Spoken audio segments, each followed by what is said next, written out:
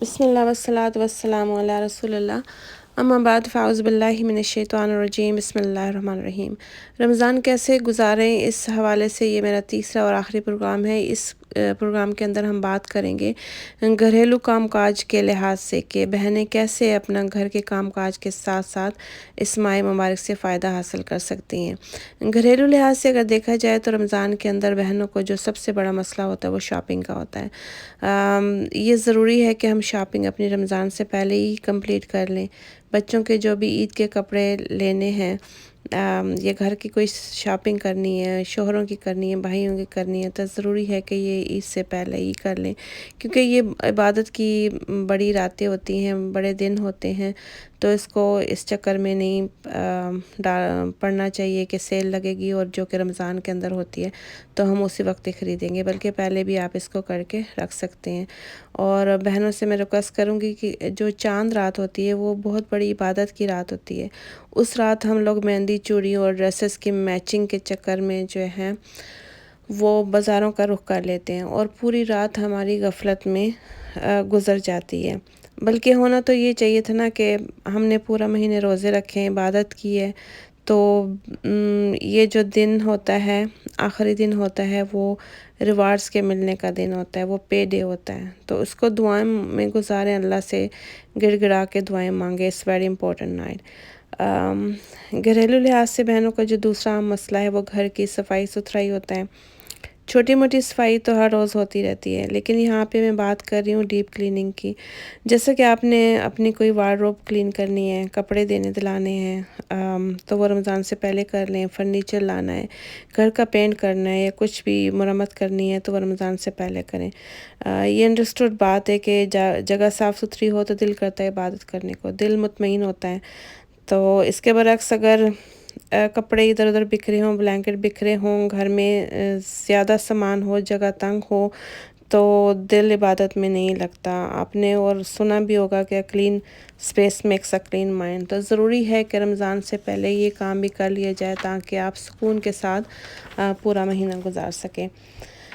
اب تیسری ٹپ بہت ضروری ہے۔ آپ سوچیں گی کہ یہ اس کا کیا تعلق ہے، یہ میں کچن کے مسالوں کی بات کروں گی، آپ سوچیں گی ضرور کہ اس کا کیا تعلق ہے عبادت سے۔ اس کا بہت گہرا تعلق ہے، کیونکہ ہم روزانہ تھوڑا تھوڑا ٹائم کچن میں مسالے پیسنے میں لگا دیتے ہیں، تو یہ بہت ضروری ہے کہ ہم رمضان سے پہلے ہی ایک دن لگا کے سارے مسالے پیس کے اپنے جارز کے اندر سامنے رکھ لیں، تاکہ جب ہمیں کوکنگ کا وقت آئے، کیونکہ ٹائم تھوڑا ہوتا ہے، کوکنگ کرنی ہوتی ہے لازمی، تو کوکنگ کرتے وقت ہمارے یہ سارے مسالے ہمارے سامنے ہینڈی ہوں، موجود ہوں، اس سے ہمارا بہت سارا ٹائم بچ جاتا ہے۔ اور بہنوں سے میں یہ بھی کہنا چاہوں گی کہ جو ہماری خاص ڈشیں ہوتی ہیں، لائک بڑی بڑی ٹائم کنزیومنگ ڈشیں ہوتی ہیں، فار ایگزامپل ہریسہ ہو گیا، نہاری ہو گیا، حلیم ہوگی، اس طرح کے جو بھی کھانے ہیں ان کے پکانے میں پورا پورا دن صرف ہو جاتا ہے، تھکاوٹ علیحدہ ہوتی ہے اور ان کو کھانے سے غنودگی طاری ہو جاتی ہے، عبادت میں بھی خلل پڑتا ہے۔ تو ضروری ہے کہ ان کو پکانے سے اور کھانے سے پرہیز کیا جائے۔ اس کے برعکس آپ جو ہے نا ہیلتھی کوکنگ ہیبٹس جو ہیں وہ اڈاپٹ کر سکتی ہیں، تاکہ آپ ایکٹیو رہیں، خود کو مستعد اسی عبادت کے لیے بس تیار کر سکیں۔ اگلی ٹپ، چوتھی ٹپ ہے وہ یہ کہ بہنوں نے جو بھی کپڑے رمضان کے اندر استعمال کرنے ہوتے ہیں، یہ ضروری ہے کہ ہم پہلے سے ان کو لانڈری کر کے اور استری کر کے وہ ہماری الماری میں ٹنگے ہونے چاہیے، جیسے کہ بڑی چادریں ہو گئی، بائے ہو گئے، اسکارف وغیرہ ہو گئے، تاکہ ہمیں ضرورت پڑنے پر ہمارے سامنے اور ہم جلدی سے ان کو استعمال کر سکیں اور ڈھونڈنے میں ہمارا ٹائم ضائع نہ ہو۔ یہاں پر میں بچیوں سے خاص طور پر یہ کہنا چاہوں گی کہ میں نے بہت ساری بچیوں کو دیکھا ہے کہ نماز پڑھتے ہوئے ان کی آستینیں ننگی ہوتی ہیں، چھوٹی ہوتی ہیں، دوپٹے ان کے پتلے ہوتے ہیں اور اس میں سے بال نظر آ رہے ہوتے ہیں،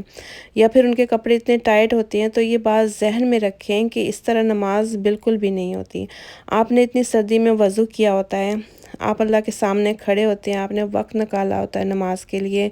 اور آپ کے نماز پڑھنے کا مقصد بھی یہی ہوتا ہے کہ آپ اللہ سبحانہ تعالیٰ کو راضی کر سکیں، مگر ان چند چھوٹی چھوٹی غلطیوں کی وجہ سے آپ کی نماز بالکل بھی رہ جائے تو اس کا کیا فائدہ پھر۔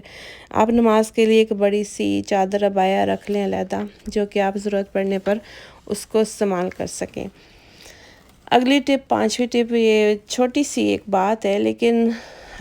اس سے فائدہ ضرور حاصل ہو سکتا ہے۔ ظاہر ہے ہمیں ضروری سفر کرنا پڑتا ہے، گاڑیوں میں، ٹرینوں میں، بسوں میں، کہیں نہ کہیں روز تو جانا ہی پڑتا ہے، ٹھیک ہے۔ آپ جاب پہ جا رہے ہیں، اسکول جا رہے ہیں، بچوں کو پک کرنے جا رہے ہیں، تو گاڑی کے اندر آپ جو ہے نا اسلامکس بک رکھیں، تسبیح رکھیں، اپنے ہر پرس کے اندر ایک دو تسبیحیں رکھ لیں۔ اس سے یہ ہوگا، یہ دنیا کی اتنی چکا چوند اس قدر بڑھ چکی ہے کہ ہمیں ہر چیز بھول جاتی ہے۔ اس سے یہ فائدہ ہوگا کہ جب بھی آپ کی نظر پڑے گی کسی تسبیح پہ، گاڑی میں پڑی ہوئی بک پہ، یا آپ کے پرس میں کوئی بک پڑی ہوگی، تسبیح پڑی ہوگی، تو آپ کا دھیان جائے گا عبادت کی طرف، آپ وہ ٹائم عبادت میں گزار سکتی ہیں، ٹھیک ہے۔ ایک اور آخری نقطہ اور پوائنٹ میں آپ سے شیئر کرنا چاہوں گی، وہ یہ